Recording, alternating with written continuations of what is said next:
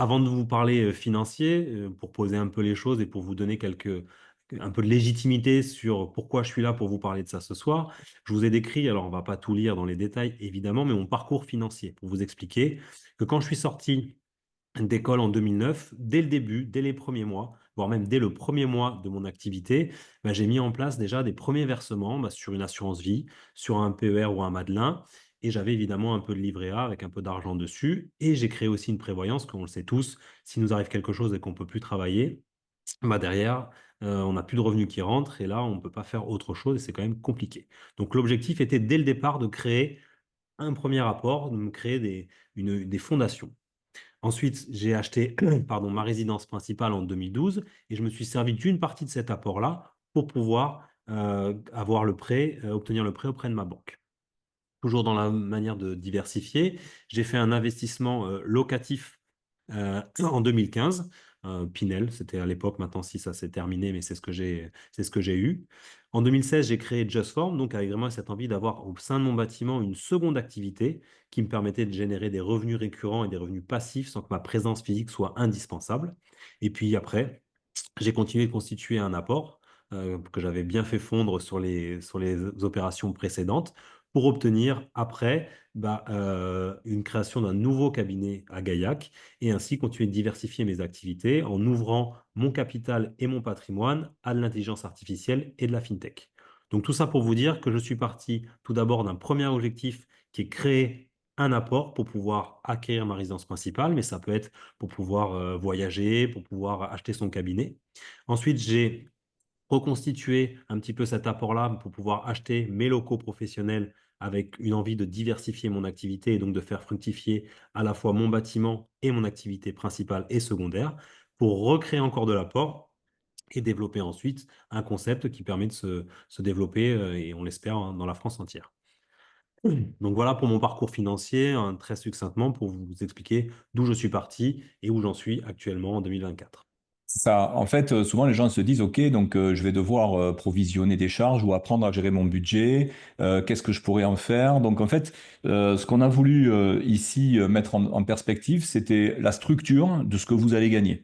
Histoire là aussi de vous donner quelques clés pour que vous puissiez raisonner comme un entrepreneur en fait, parce qu'un kiné libéral quelque part, il a une entreprise à piloter. Et comme on dit, il faut être bon dans son business, c'est-à-dire être bon dans son métier. En tant que kiné, c'est ce que vous avez appris à l'école, mais il faut aussi être bon sur son business, comment faire tourner son activité, la sécuriser. Donc en fait, ici, on a une première clé, c'est que vous allez avoir un certain nombre d'éléments sur lesquels vous devez être attentif. Il va y avoir des charges sociales, celles-là, vous ne pouvez pas y couper. Vous allez aussi avoir des charges professionnelles. Alors il y a le S qui a été mangé, vous m'en voudrez pas, sur la diapo. Dans ces charges professionnelles, on va voir tout à l'heure qu'on peut les optimiser. Les charges professionnelles, c'est tout ce qui va être lié bien à vos frais de fonctionnement d'activité et il va bien falloir les payer quelque part. Donc ça va être pris finalement sur les revenus que vous encaissez. Vous allez avoir de la fiscalité. Cette fiscalité, on va voir aussi que si vous vous y prenez intelligemment, vous pouvez la remettre dans votre escarcelle. On vous expliquera quelques stratégies. Et puis, il va y avoir un bénéfice. Donc en fait, là où quand on démarre dans la vie active, on peut se prendre les pieds dans le tapis, c'est qu'en fait, si on n'anticipe pas tout ça, eh bien, il va y avoir peut-être une confusion entre le chiffre d'affaires et les bénéfices.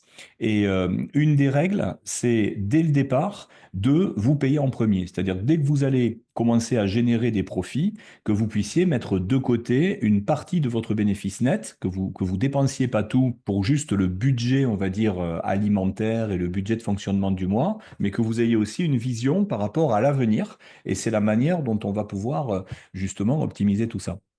On va vous proposer aussi très vite de suivre ce qu'on appelle un tableau budgétaire. Évidemment, on a des outils qui vont sans doute être très utiles qu'on va vous proposer si ça vous intéresse, parce que Jérémy dans son milieu et moi dans le mien, ça nous aurait beaucoup aidé qu'on ait ça au démarrage de nos activités. Et bien sûr, l'optimisation des charges.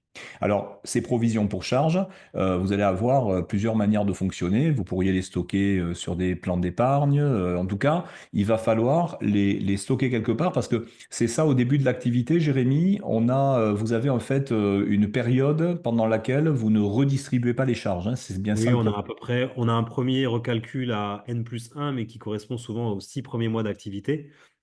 Donc, c'est pas trop important. Par contre, à N+2, on a vraiment le gros rappel, plus la provision des charges. Donc, on arrive souvent à un moment charnière. Ceux qui l'ont pas prévu ou qui ont trop dépensé, souvent, ils cravachent. Et donc là, en cravachant, ils augmentent leur rythme de travail pour pouvoir payer leurs charges et leurs provisions de l'année.